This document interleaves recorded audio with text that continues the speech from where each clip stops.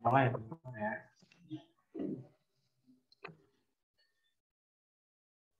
Sorry saya baru masuk, masih di bosan di klinik soalnya. Aduh, saya nggak on cam nggak apa ya? On. Iya Pak, nggak apa-apa. Ya sorry, soalnya tidak memungkinkan situasi. Kalau jam segini saya di klinik soalnya, jadi agak susah buat on cam. Tadi ada pasien baru datang cedera akut, jadi harus ditangani sebentar.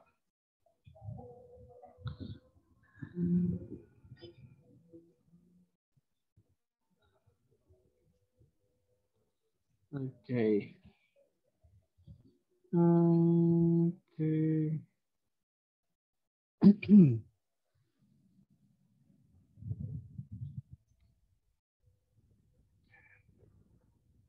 Nah, kemarin tuh udah sempat masuk di kelas mana ya? Kelasnya Novia buat kelas sebelumnya itu ya. Jadi karena ada sesuatu dan lain hal, ada panggilan mendadak.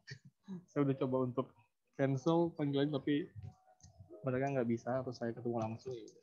Jadi terpaksa teman-temannya di cancel, dan ini terpaksa harus digabung untuk kelas A dan kelas B. Satu kelasnya Wahyu berapa orang, Wahyu? Kelasnya Wahyu ada berapa orang tuh? 51, Pak. Lalu kelasnya ini, satunya lagi, kelas C? 55, Pak. Berarti ada 6 orang yang nggak bisa masuk. karena akun saya cuma satu. Nggak apa lah ya, yang nggak bisa masuk. Nanti kalau ada yang mau keluar, nanti silahkan biar gantian ya. Oke, sorry, maaf. Oke, nah hari ini teman-teman sekalian, kita punya waktu 50 menit seperti biasa. Kita akan menjawab pertanyaan bagaimana profil fisioterapi yang baik itu seperti apa. Itu poinnya. Ya. Jadi kalau nanti teman-teman dapat pertanyaan, dapat berdiskusi dengan orang.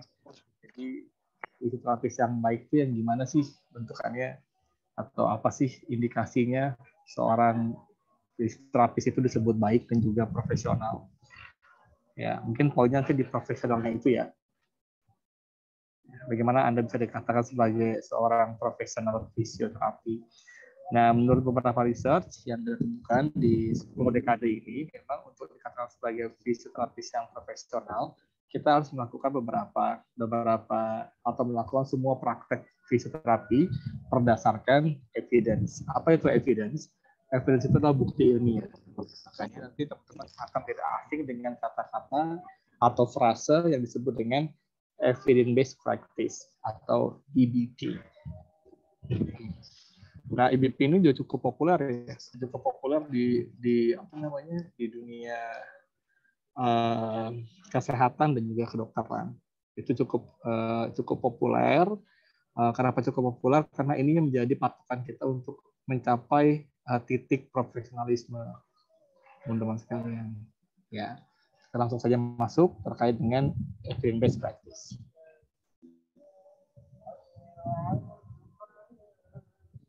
Ada beberapa poin ya ini. Kita akan masuk yang pertama tentang konseptualnya.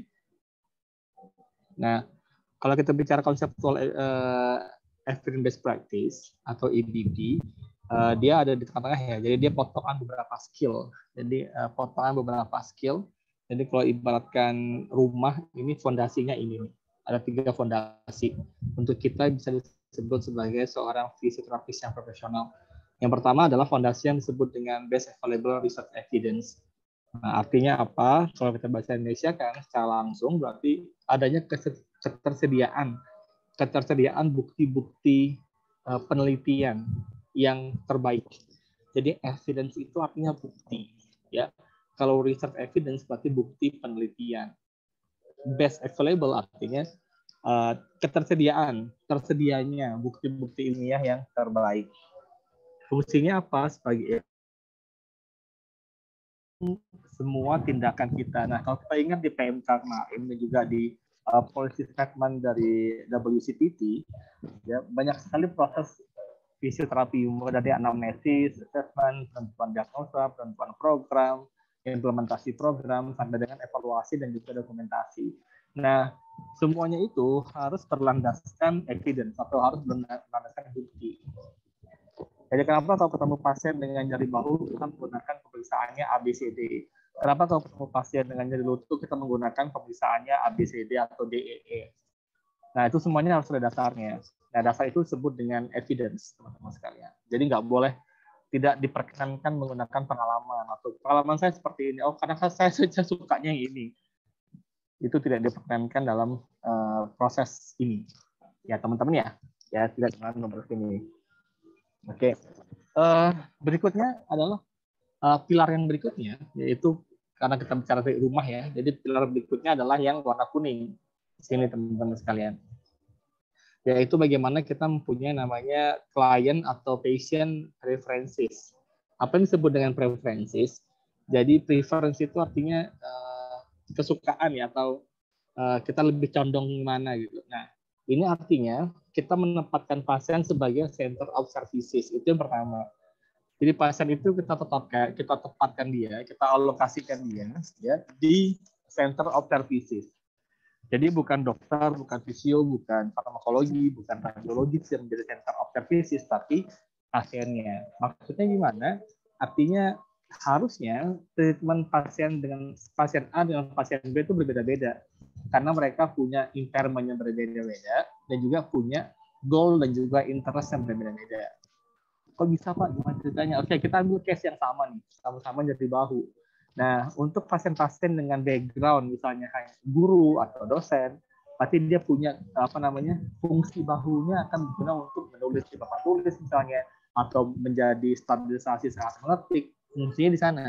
Tapi kalau kita punya pasien shoulder pain dengan background-nya adalah background atlet, ya pemain badminton misalnya, itu juga beda lagi tuh goal-nya atau tujuannya beda lagi. Nah, itu yang disebut dengan pasien preferensi. Kita harus membuat pasien itu sangat-sangat personalized treatment-nya sesuai dengan background dan juga profilnya. Nah, yang ketiga adalah yang disebut dengan clinical expertise, ya, resource including practitioner expertise atau clinical expertise. Nah, ini kemampuan si individunya itu, si kitanya. Nah, ini fokusnya di kitanya. Nah, kitanya punya kemampuan skill dan juga knowledge yang bagus nggak untuk mengimplementasikan tadi. Jadi kita udah punya, misalnya kita udah tahu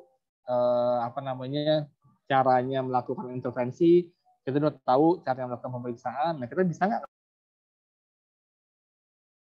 Ya kalau masak itu kayak kita tahu bahwa cara masak telur itu dibuka dulu cangkangnya, lalu ini, lalu ini, lalu ini, lalu ini, lalu ini. Nah, kita bisa nggak ngelakuin itu? Nah, itu namanya clinical expertise, ya. Nah, ini bisa ditingkatkan dengan macam-macam ya, bisa kuliah lagi, atau bisa workshop, bisa mini course, ataupun artinya pelatihan-pelatihan yang menunjang kemampuan expertise kita sebagai seorang fisioterapis. Oke. Nah, ini yang lebih gampang ya.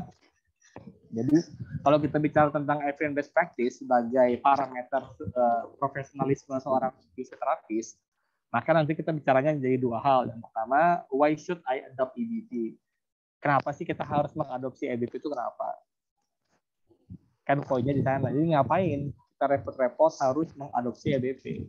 Yang kedua, ya, kalau kita ada yakin akan mengadopsinya, lalu apa yang kita butuhkan untuk mengimplementasikan itu? Oke, itu pertanyaannya ya. Nah, kita akan jawab pertanyaan pertama, yaitu kenapa kita harus mengadopsi EBP?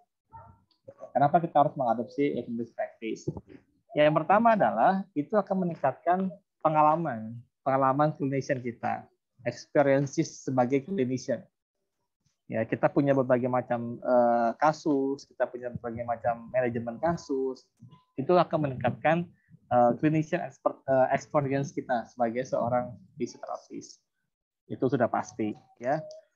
Dan ini dalam artian positif ya, jadi pengalaman-pengalaman yang benar, bukan pengalaman yang salah. Nah, berikutnya adalah patient outcome. Patient outcome. Nah, apa artinya patient outcome, teman-teman sekalian? Jadi setiap pasien itu datang ke klinik ataupun ke rumah sakit ya, dia pasti akan membawa yang namanya outcome. Outcome itu luaran yang akan dia sembuhkan. Misalnya orang dengan gangguan shoulder, dia ingin meningkatkan stabilisasinya. Nah, stabilisasi ini disebut dengan outcome. Atau dia ingin meningkatkan kekuatan ototnya. Nah, kekuatan otot ini disebut dengan outcome yang akan pasien itu bawa dan berikan kepada kita sebagai tanggung jawab perubahannya. Jadi, Mas, saya punya gangguan bahu nih, saya pengen dong tolong dibenahi. Nah, apa outcome-nya? Stabilisasi juga kekuatan otot misalnya. Nah, itu akan kita tingkatkan teman-teman melalui beberapa program dari fisioterapisnya. Nah, dengan kita menggunakan evidence based practice, maka peningkatan outcome pasien tadi akan jauh lebih maksimal. Yang ketiga adalah cost efficiencies. Nah, nanti teman-teman 4 tahun lagi ketika sudah lulus profesi, maka teman-teman akan balik lagi ke daerah masing-masing ya bekerja, baik itu di public hospital maupun di private clinic nih misalnya, atau Anda buka sendiri pelayanan fisioterapi di rumah. Nah, kita nanti akan pasang tarif nih teman-teman sekalian, pasang tarif misalnya. Jadi misalnya Nugraha dan Akhyar, ada 2 orang ya, ada Mas Wahyu nanti misalnya nih, saya lihat di sini. Nah, buka praktek nih, misalnya prakteknya Nugraha itu harganya 150.000, lalu prakteknya Wahyu 500.000 per jam. Kan beda nih teman-teman, harganya beda. Nah, mana yang paling efektif? Apakah langsung automatically kita mengatakan bahwa klinik yang Nugraha yang paling cost efisiensis, yang paling efisien? Belum tentu juga. Ya, cost efisiensi itu bukan masalah harga, tapi masalah value-nya. Jadi apakah value yang didapatkan itu berbanding terbalik atau sebanding tidak dengan uang yang dikeluarkan. Itu namanya cost efficiency. Ya, sebagai contoh nih, gampangnya aja nih ya. Kita bicara mobil. Ya, Anda punya uang 300 juta. Kalau uang itu dibelikan Avanza yang biasa, atau dibelikan Avanza ya, Agya ya. 300 juta dibeliin Agya, jadinya kemahalan ya kan? Karena Agya harganya nggak semahal itu. Sedangkan kalau Anda 300 juta, tapi Anda dapatnya, ya Anda dapatkan ke misalnya Mini Cooper, harganya murah banget 300 juta itu. Nah, itu juga yang disebut dengan cost efficiency. Walaupun Nugraha memberi label harga 150.000 per jam, sedangkan Wahyu 500.000, kalau pelayanannya Wahyu jauh value-nya dibandingkan Nugraha, ya orang akan lebih milih yang 500.000. Ya, misalnya dia private kliniknya bagus, komprehensif, bersih dan sebagainya, penanganannya juga bagus, sembuhnya jelas, targetnya juga benar, bla bla bla, sopan dan sebagainya, ya menyenangkan di sana. Sedangkan di Nugraha tempatnya masih kecil, orangnya jutek, bla bla bla bla. Ya makanya harga 500.000 jadi biasa aja. Jadi 500.000 jadi biasa aja, sedangkan harga 150.000 jadi sangat mahal itu kan, teman-teman. Ya, poinnya sih di situ, poinnya sih di sana teman-teman. Untuk cost efficiency, ya poinnya sana untuk cost efficiency. Oke, nah lalu ini nih, what do I need to implement evidence-based practice? Itu poin ketiganya. Sebentar teman-teman ya, ada pasien sebentar aja.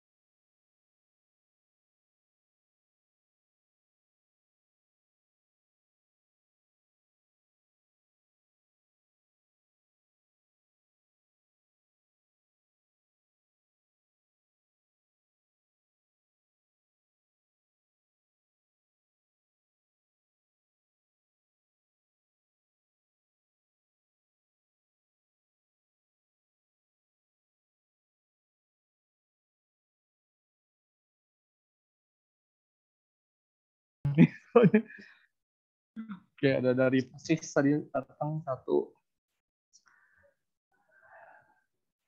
Oke, lanjut lagi ya teman-teman ya. Nah, ini dia. Jadi, lalu yang kedua nih. Ya, tadi udah ya cost efficiency. Jadi intinya value itu teman-teman. Jadi gimana kita bisa meningkatkan value kalau kita menggunakan evidence practice. Poinnya di sana. Nah, teman-teman kalau menggunakan evidence practice sebagai dasar, teman-teman akan meningkat value-nya. Ya. Jadi seperti teman-teman di mana ya, di Jakarta atau beberapa tempat-tempat lain di sini juga sama sih. Jadi kalau di Jakarta nih, mereka berani ngasih tarif 1 jam 1,5 juta, 1,8 juta, berani mereka teman-teman sekalian seperti itu. Berani sekali, karena memang mereka punya value yang jauh di atas itu. Value mereka tuh jauh di atas 1,5 juta. Sehingga pasiennya banyak nggak? Banyak. Pasiennya banyak. Pasiennya banyak. Nah, itu yang harus kita apa namanya ya, kita pastiin. Ketika nanti teman-teman praktik fisioterapi, bisa nggak teman-teman naikin value itu? Kalau bisa, that's good. Ya, jadi bukan nggak usah nepatin, nggak usah ngurangin harga yang terlalu ekstrim hanya untuk misalnya, nggak usah terlalu ekstrim harganya hanya untuk mengejar pasiennya banyak. Ya, naikin value-nya. Nah, lalu berikutnya pertanyaan yang kedua adalah what do I need untuk mengimplementasikan, apa yang saya butuhin apa nih untuk mengimplementasikannya. Ya, apa yang saya butuhin untuk mengimplementasikan EDP? Apa yang kita butuhin untuk mengimplementasikan itu? Nah, kita punya tadi ya, tergantung nih. Kalau komponen yang pertama yaitu komponennya base available evidence, ya, base available evidence, maka yang kita butuhkan adalah akses, ya, reading and appraisal. 3 poin itu tuh sekalian. Nah, saya akan jelaskan satu persatu. Teman-teman harus punya kemampuan untuk mengakses sumber evidence-nya. Ya, karena sumber evidence-nya itu banyak sekali. Nah, dan banyak juga yang tidak terbuka aksesnya. Kita harus punya akses. Nah, di UMS kita udah banyak kok berlangganan beberapa database evidence agar mahasiswa itu bisa buka evidence itu. Banyak teman-teman sekalian. Ya. Jadi itu yang pertama, kita harus punya kemampuan akses. Ya. Harus punya kemampuan akses. Itu poin yang pertama, harus punya kemampuan akses. Ya. Entah itu nanti dibuka di jurnal-jurnal yang terreputasi di internasional atau yang di Indonesia atau pakai Google Scholar atau dan sebagainya. Nah, yang kedua harus punya kemampuan reading. Karena biasanya yang baru itu berbahasa Inggris, ada harus punya kemampuan academic reading. Academic reading ya, harus punya kemampuan academic reading. Untuk sekalian, punya kemampuan academic reading. Karena reading biasa, reading novel sama academic.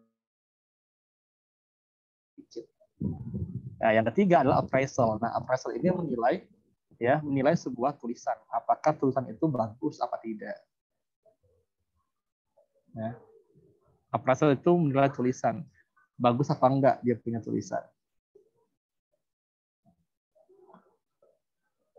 Ya, bagus apa tidak. Dan dilihat dari mana? Dari metodologinya. Nanti teman-teman akan belajar di semester 5 atau semester 6 tentang metodologi penelitian. Ya, fungsinya apa ya? Untuk menopang Anda melaksanakan evidence practice. Oke, itu ya. Akses, kemampuan academic reading, dan juga appraisal namanya.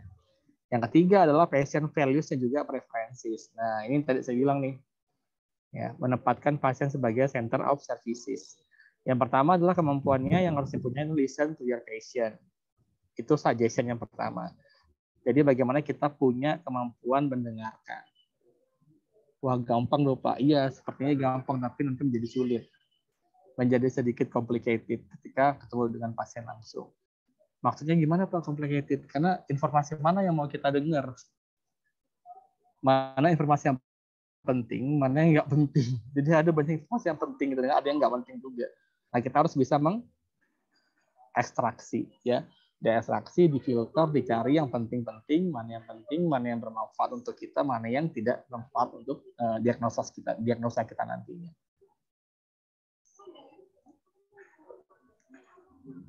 Oke. Nah, yang berikutnya adalah menggunakan standarisasi menggunakan alat pengukuran yang terstandar. Nah, ketika kita mau mengevaluasi pasien nanti ini ada pasien, bisa pasien A, kita mau mengevaluasi misalnya apakah treatment kita udah bagus atau belum, gunakanlah tools yang terstandar. Ya, gunakan tools yang terstandar. Maksudnya gimana tuh Pak tools yang terstandar? Contohnya, kita mau menangani orang misalnya yang gampang-gampangnya nih, obesitas misalnya. Ya. Obesitas itu apa yang paling standar, yaitu timbangan. Misalnya timbangan ya, jadi kita pakai timbangan.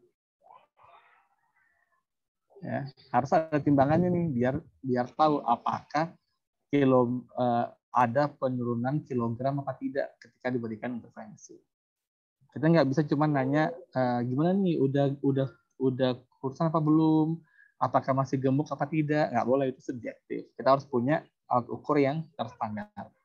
Begitu juga dengan kita nanti ketika melaksanakan treatment. Misalnya kita mau menangani cedera lutut, cedera bahu, cedera ankle, ya, pinggul, dan lain sebagainya. Harus punya pengukuran yang terstandar. Ya, harus punya pengukuran yang standar. Ya, karena itu penting pengukuran standar. Oke. Nah, apalagi tuh yang berikutnya adalah personal goal dan juga interest. Ini tadi saya bilangin. Ya, personal goal sama interest itu si pasien itu beda-beda personal goal-nya. Ada yang personal goal-nya ini, ada personal goal-nya ini, beda-beda. Maka tanyain.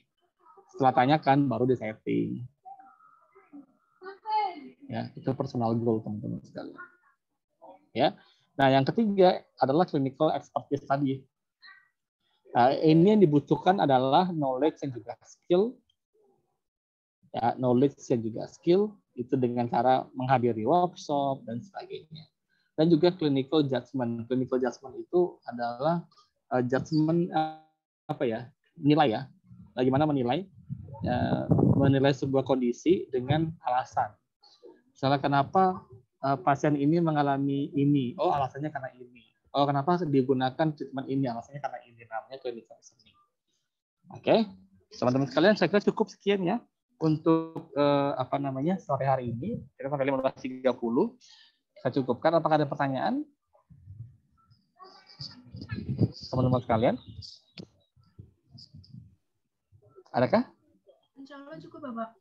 Nah, kalau tidak ada, ini dulu sebagai pembuka. Nanti akan lebih dalam lagi kita bahas pengimplementasian bagian-bagian dari evidence practice. Ya, jadi intinya ini menjawab pertanyaan bagaimana untuk menjadi seorang fisioterapis yang baik. Profilnya seperti apa? Nah, profilnya seperti ini. Harus mengimplementasikan evidence practice. Oke? Ya, oke ya, baik ya teman-teman. Saya tutup untuk kelas ini. Assalamualaikum warahmatullahi wabarakatuh. Waalaikumsalam. Waalaikumsalam warahmatullahi Waalaikumsalam warahmatullahi wabarakatuh.